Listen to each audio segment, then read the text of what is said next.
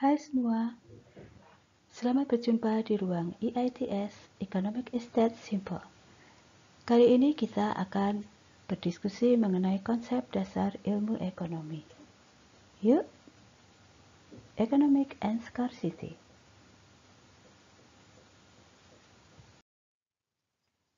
Teman-teman, tahu nggak apa sih masalah pokok dalam perekonomian? Ya, keterbatasan atau populer dengan istilah scarcity. Secara sederhana, scarcity adalah kondisi di mana jumlah yang tersedia tidak mencukupi kebutuhan.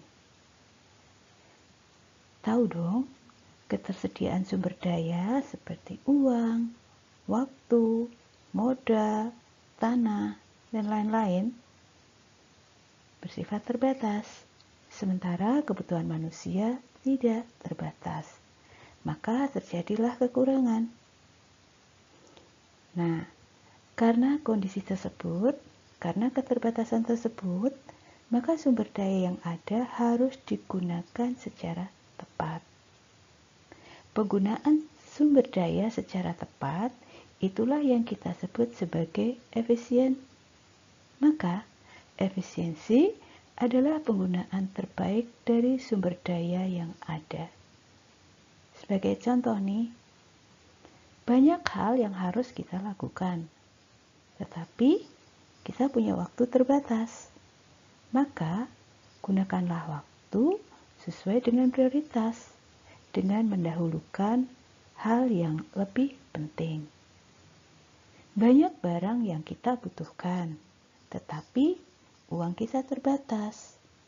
Maka, pilihlah barang yang harus dipenuhi lebih dulu, diurutkan dari yang paling dibutuhkan. Nah, kesitulah uang kita harus dialokasikan. Intinya, jangan boros.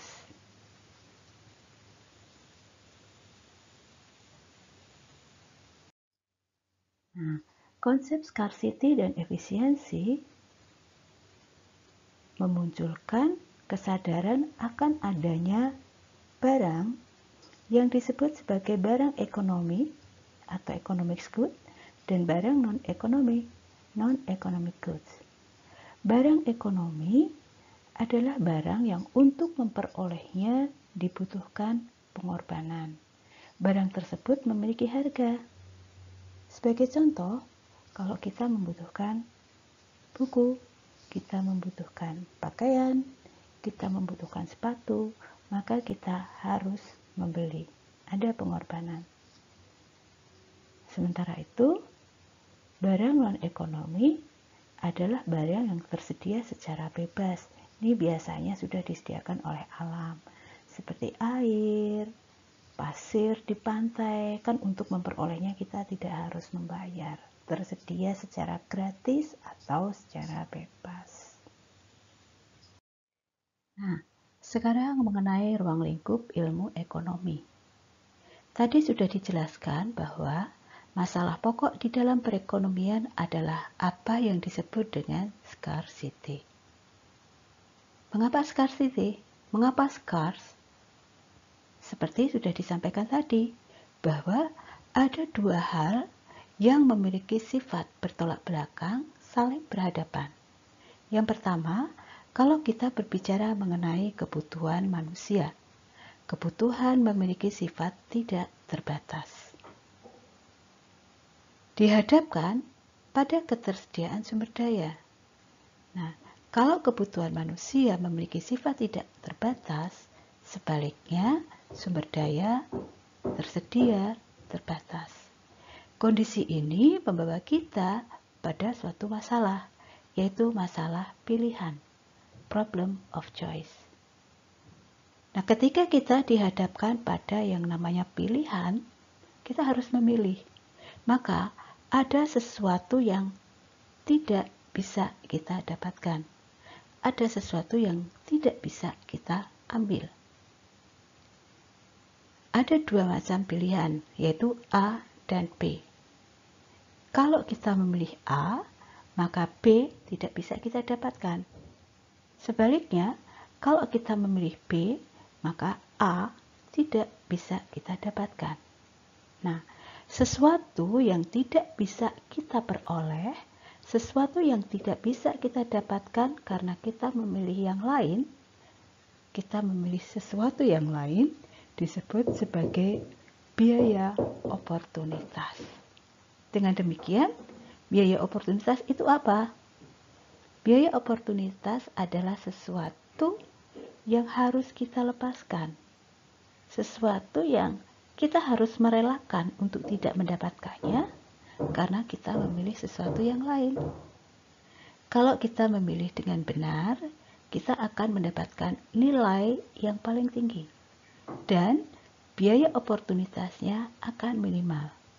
Itu yang kita sebut kita bisa menyelesaikan masalah secara optimal.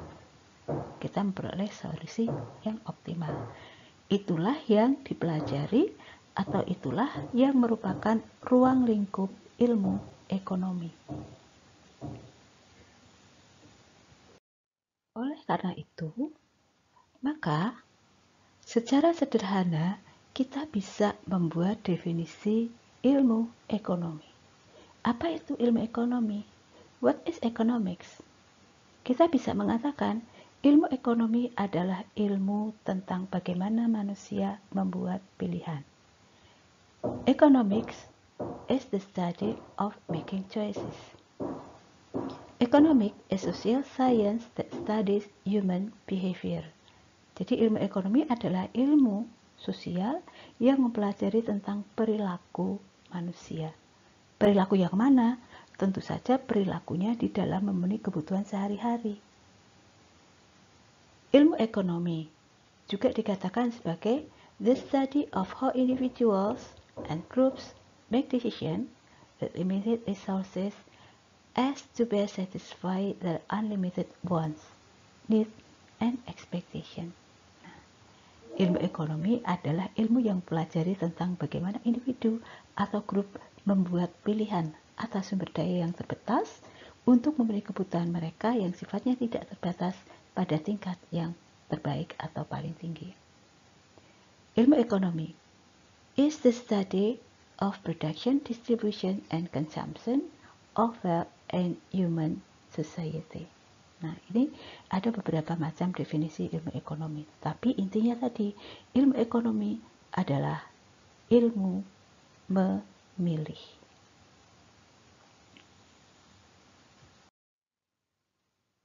Ketersediaan sumber daya dalam perekonomian sudah tertentu, sehingga harus digunakan secara efisien. Seberapa banyak barang atau jasa yang dapat dihasilkan dengan sumber daya tersebut? Mengenai jumlah maksimal barang atau jasa yang dihasilkan dalam perekonomian dengan menggunakan sejumlah sumber daya tertentu dijelaskan dengan PPC. Production Possibility Curve atau Production Possibility Frontier.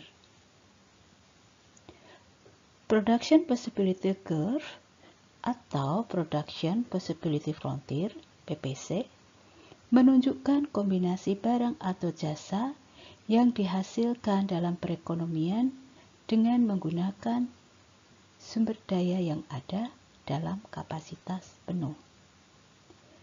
Dalam dunia nyata tentu kita tahu dong, jika jumlah barang atau jasa yang dihasilkan di dalam suatu perekonomian itu banyak sekali, ribuan, bahkan jutaan. Nah, agar pengertian PPC mudah dipahami, maka dilakukan penyederhanaan dengan menganggap hanya ada dua macam barang yang dihasilkan dalam suatu perekonomian. Dalam contoh kita ini dimisalkan, dua macam barang tersebut adalah komputer dan mobil. Jika semua sumber daya yang ada di dalam perekonomian dialokasikan atau digunakan untuk menghasilkan, untuk memproduksi komputer, maka jumlah maksimal komputer yang dihasilkan adalah 3.000. mobil yang dihasilkan nol. Sebaliknya, jika semua sumber daya yang ada di dalam perekonomian digunakan untuk memproduksi mobil, maka jumlah maksimal mobil yang dihasilkan adalah 1000. Komputernya nol. Bagaimana jika perekonomian ingin memproduksi dua macam barang tersebut sekaligus? Let's see. Jika perekonomian itu menghasilkan 2200 komputer, maka maksimal mobil yang dapat dihasilkan adalah 600 saja.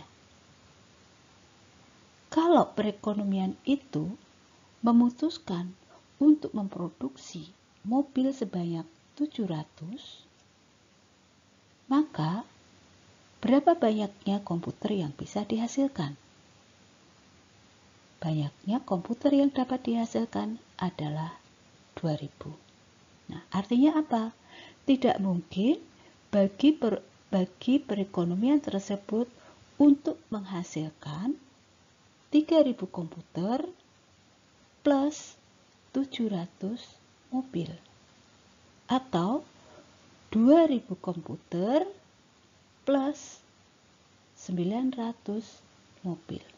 Karena apa? Karena untuk menghasilkan lebih dari itu dibutuhkan sumber daya yang lebih banyak.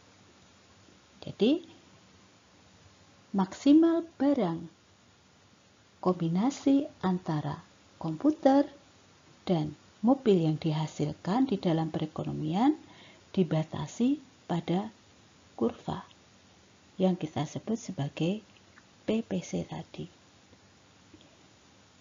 Kalau yang dihasilkan lebih sedikit, maka akan ada sisa sumber daya. Misalnya, perekonomian hanya menghasilkan 1000 komputer dan 300 mobil, maka akan ada sumber daya yang menganggur. Ada sumber daya yang tidak digunakan pada titik B. Kalau pada titik D, berarti di luar PPC. Ini tidak mungkin dilakukan.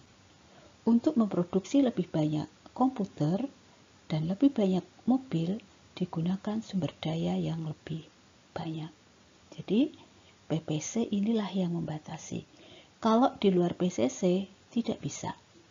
Kalau di bawah PPC, berarti ada sumber daya yang menganggur.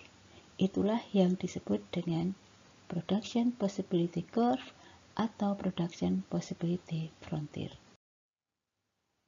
Baik sahabat semua, demikian tadi diskusi kita mengenai konsep dasar ilmu ekonomi. Semoga bermanfaat. Sampai jumpa dan terima kasih.